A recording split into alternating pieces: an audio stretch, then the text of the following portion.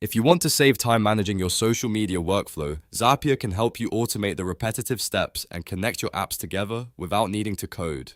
In this video, I'll show you how to use Zapier for social media in a simple, beginner-friendly way. We'll go step by step from creating a workflow to testing it and publishing it so you can start building automations that help you stay consistent and work faster. If this tutorial helps you, make sure to hit the like button and subscribe for more easy software guides just like this. Alright, let's jump in.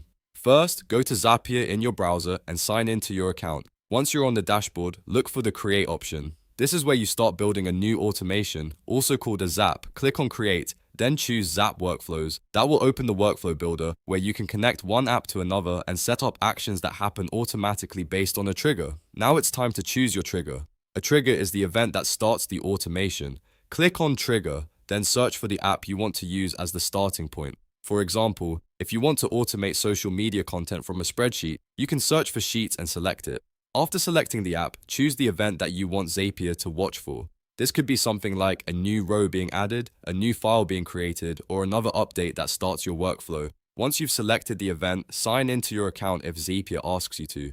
That connection step is important because it allows Zapier to access the data it needs to run the automation. Next, you'll set up the action. The action is what happens after the trigger is detected. Click on Action, then search for the social media app you want to connect, such as Instagram or another platform you use in your content workflow. Select the app, then choose the event you want Zapier to perform. This could be posting content, creating a draft, sending a notification, or moving information into another tool.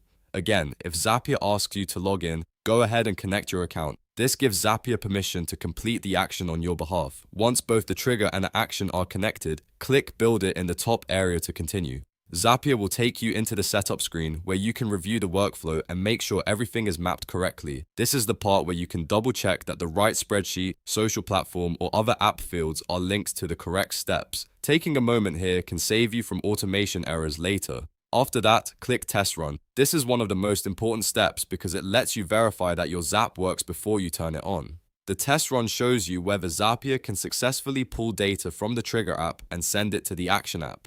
If something looks off, you can go back and adjust the setup before publishing. Testing first is always a smart move, especially when you're automating social media tasks that you want to run smoothly and consistently.